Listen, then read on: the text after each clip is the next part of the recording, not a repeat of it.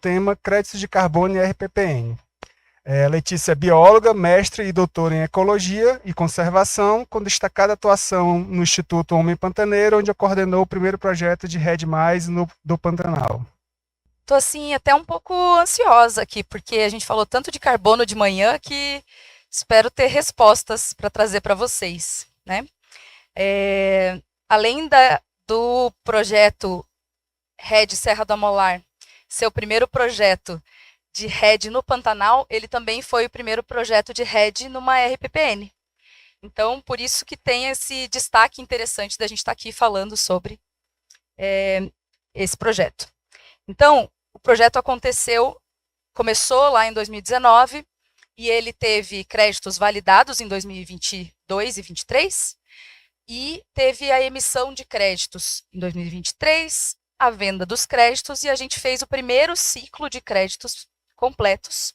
Então, posso falar de todas as partes do processo de um projeto de créditos de carbono.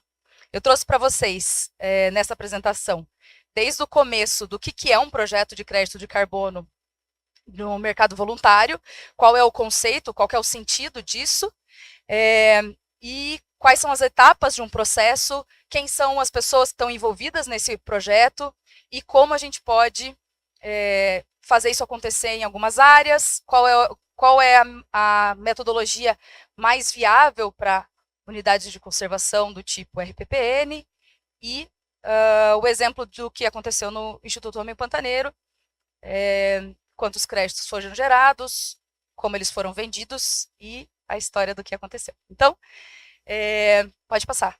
Bom, deixa eu ver se eu consigo passar aqui.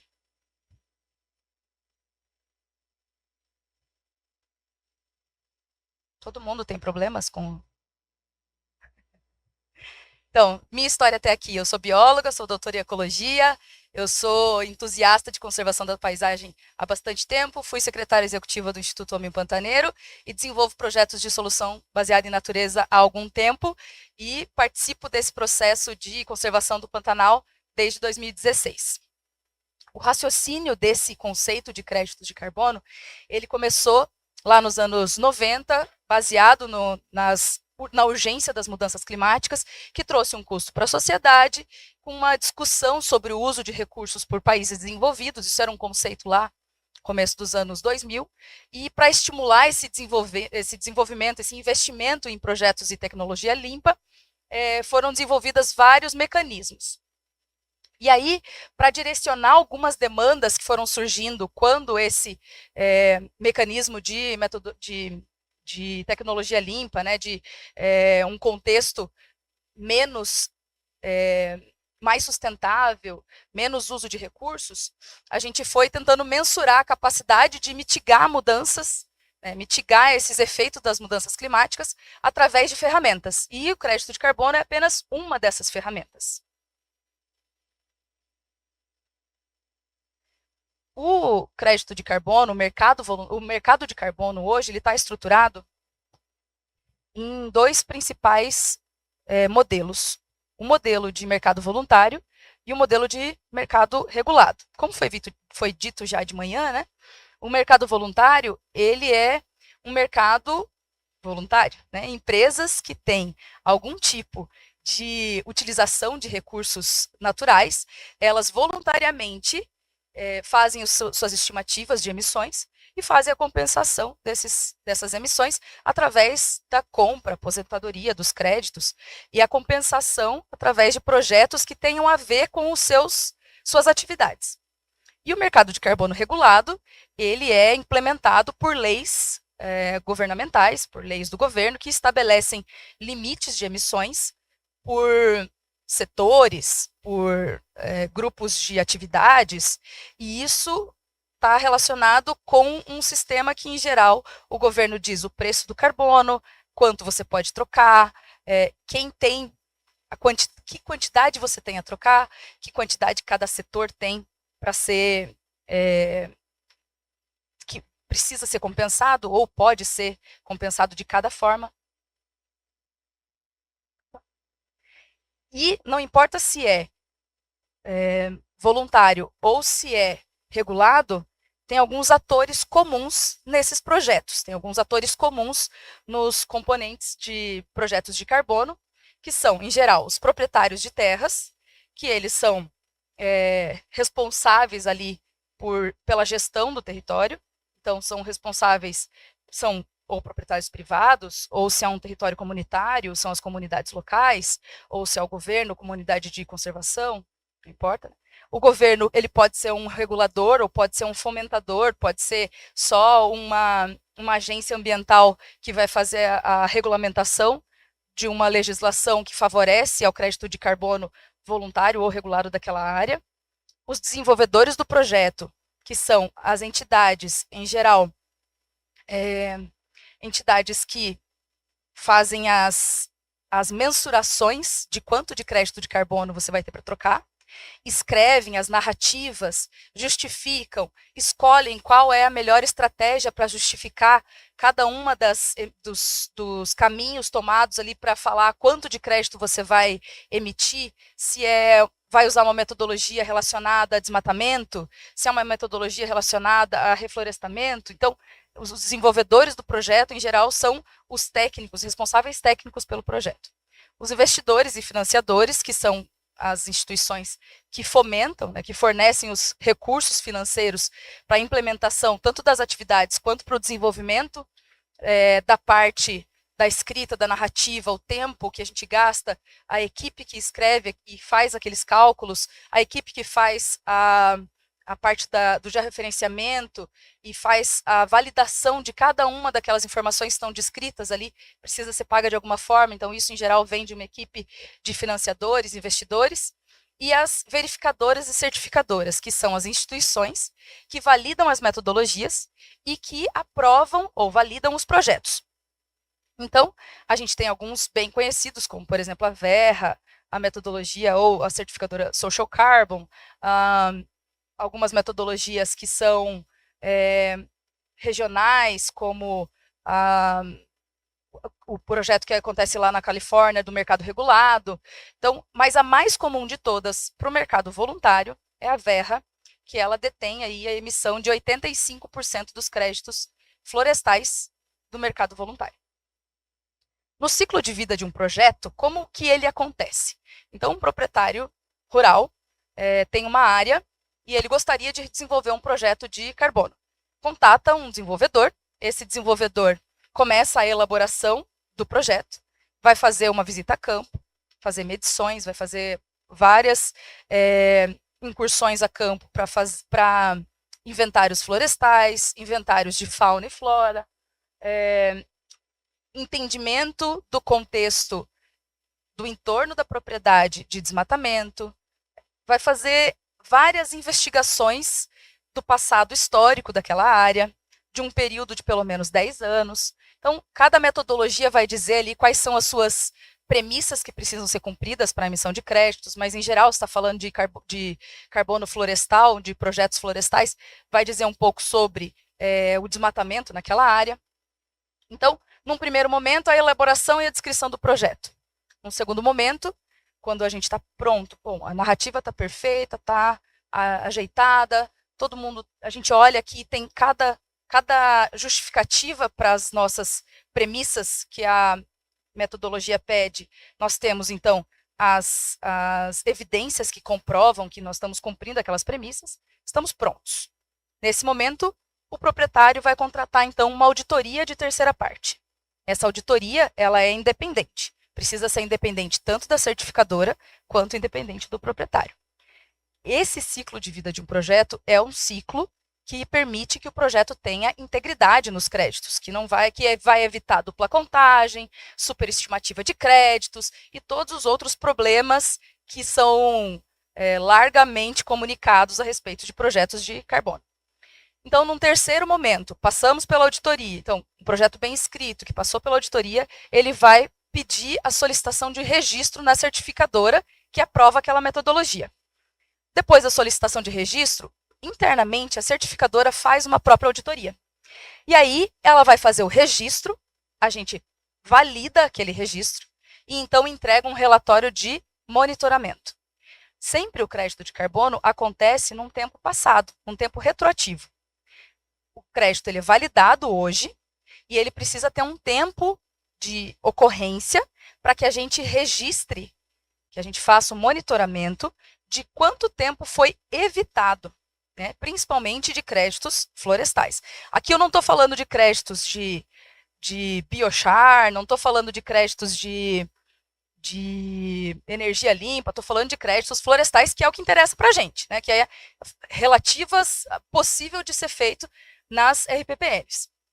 Então, é feito um monitoramento do projeto, vem de novo uma auditoria de terceira parte para validar, certificar o que está escrito lá naquele relatório de monitoramento e então a emissão dos créditos. É possível fazer essas duas auditorias ao mesmo tempo, quando a gente faz validação e verificação ao mesmo tempo.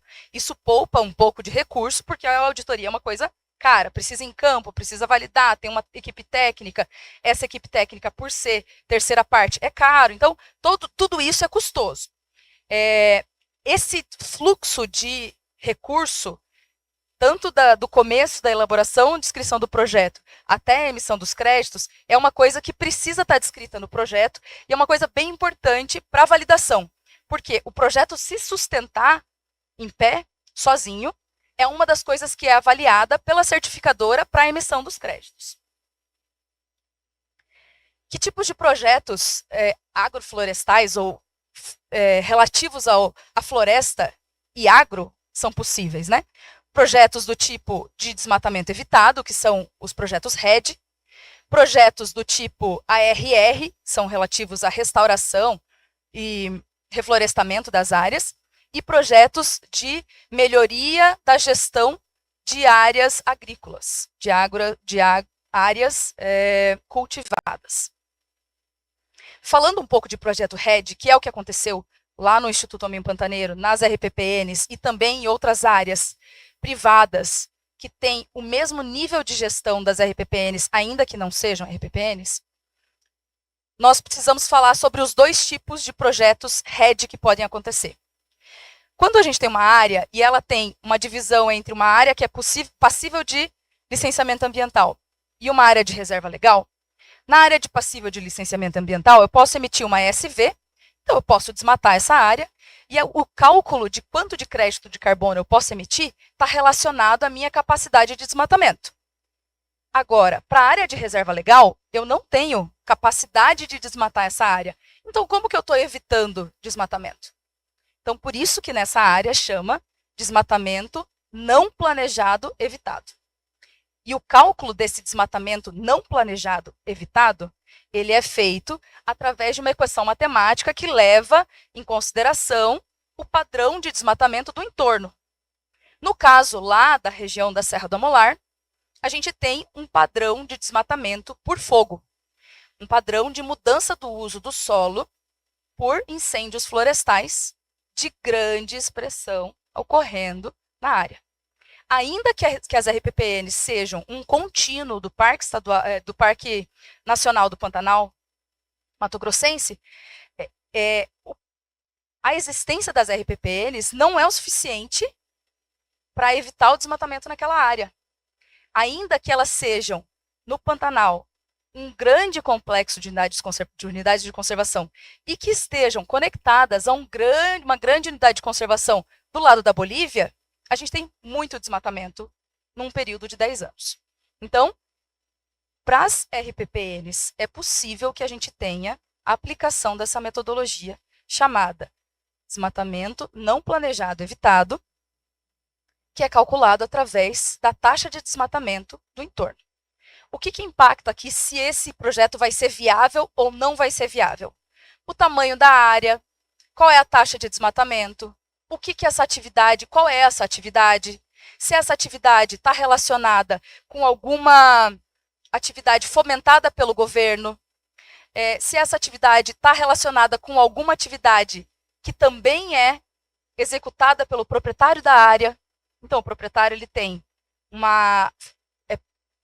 realiza uma atividade que ela causa desmatamento, mas ao mesmo tempo ele tem uma RPPN que protege uma unidade. Então, o desmatamento é causado por ele mesmo. Ele é o agente de desmatamento e ele também é o agente proprietário. Aí, então, ele precisa ter uma área que compensa um pouco maior para ser viável o projeto. Tudo isso são premissas dessa metodologia em específico.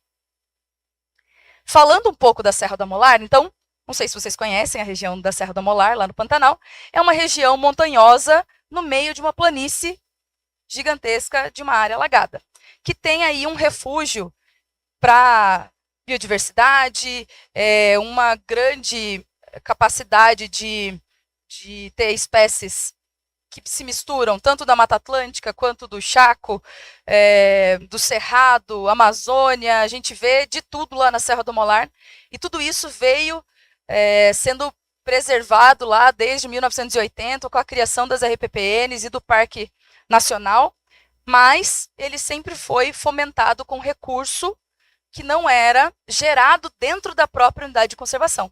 Sempre veio de recurso externo, sempre veio de doações, projetos, recurso público, editais. Nunca foi nunca conseguiu se executar um plano de que a sustentabilidade dessa área acontecesse ali mesmo, viesse de dentro da própria área.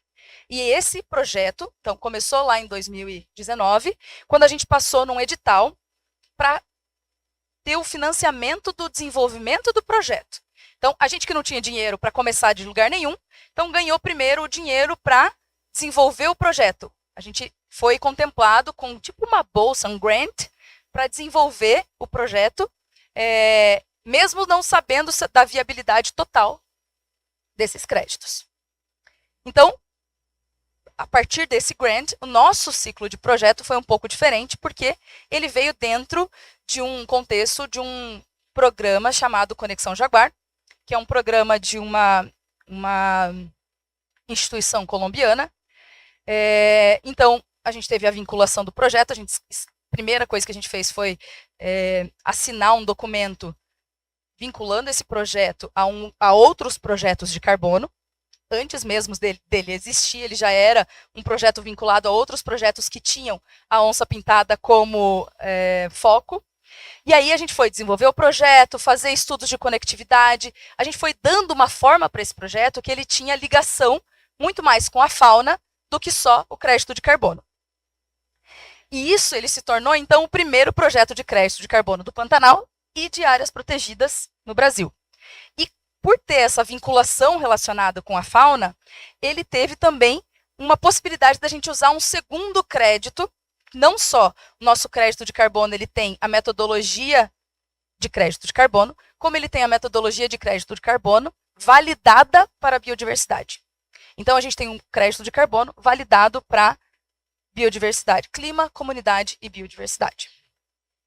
Algumas atividades estão relacionadas com os créditos de carbono, todas elas estão relacionadas com as principais ameaças do território, como a prevenção e combate a incêndios, tecnologia e inovação, principalmente relacionadas ao monitoramento de incêndios florestais e outras atividades que são potencialmente degradantes para esse ambiente, restauração de áreas que foram afetadas por incêndios florestais, ações sociais como desenvolver economia criativa, formar brigadistas no próprio território, formar mulheres brigadistas, fomentar a agrofloresta, formar condutores de turismo para que eles possam atuar no território e ter outro tipo de atividade que não esteja relacionada com aquelas que podem causar incêndios florestais.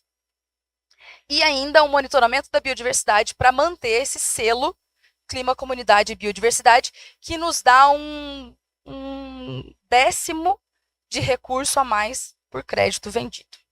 Então, a gente tem aqui algumas espécies que foram identificadas, elas têm algum grau de ameaça, o que nos permite, então, ter nos vincular a um programa que protege a biodiversidade.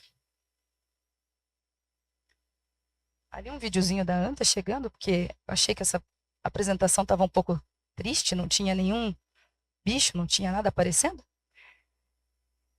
Então, a área do projeto tem 135 mil hectares.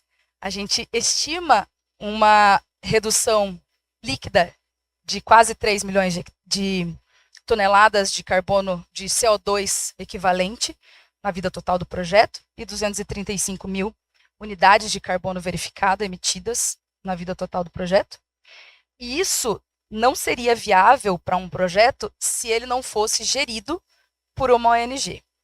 Então, esse número não seria viável se a gente estivesse buscando um lucro para o projeto. Seria viável, ele é viável porque é para uma RPPN e não para uma unidade ou para uma área que está tentando tirar lucro em cima da venda do crédito. A gente faz o quê? Reinveste todo o recurso do crédito na gestão da própria unidade. Então, eu não preciso fomentar outras atividades que não estejam relacionadas ou no plano de manejo ou no próprio projeto. Isso faz uma diferença na viabilidade do projeto. Projetos que esperam custear outras atividades que não estão relacionadas efetivamente à gestão da unidade, não necessariamente seriam viáveis com números como esse. Esse, especificamente, funciona para o Instituto Homem Pantaneiro, porque é gerido por uma instituição desta forma. E os números mágicos que todo mundo pergunta, mas que também só fazem sentido para o Instituto Homem Pantaneiro, porque, de novo, todo o recurso aqui foi investido no próprio instituto, né? Na própria gestão da própria área. A comercialização dos créditos aconteceu de 2023 a 2025. A gente teve quantidade de créditos vendidas. Teve gente que comprou um crédito, e teve instituição que comprou 24 mil créditos. O valor mínimo do crédito vendido foi a $7,5 e o valor máximo $27,5, mas a média de $13 por crédito. Em geral, os créditos foram vendidos de forma anônima, 20% no Brasil, 24% na Austrália. Então, mostrando aí que o Brasil também tem mercado para a compra desses créditos, assim como outros países acabam aparecendo aqui. Então, a gente está um pouco dividido ainda entre faz uma campanha para venda de créditos do próximo projeto no Brasil ou fora do Brasil. Acho que isso precisa ainda para dar essa resposta, precisa de um estudo maior. E aonde estamos agora? O próximo passo é fazer a segunda verificação, entender aí como que as emissões dos incêndios podem ser contabilizadas e rever os compromissos do projeto baseado no contexto de incêndios que a gente tem agora para a região. E é isso. Muito obrigada. Eu deixo aqui o meu contato e também o QR Code de baixo, que é do projeto do Instituto Homem Pantaneiro. Então, se vocês entrarem no de baixo, tanto pelo link quanto pelo QR Code, vocês podem baixar o projeto e ter acesso a ele, e ter acesso ao mapa. Tá tudo em inglês, mas ainda assim você consegue baixar o projeto, os comentários do auditor e as informações que são públicas e podem ser acessadas, e se precisarem, sempre à disposição. Obrigada.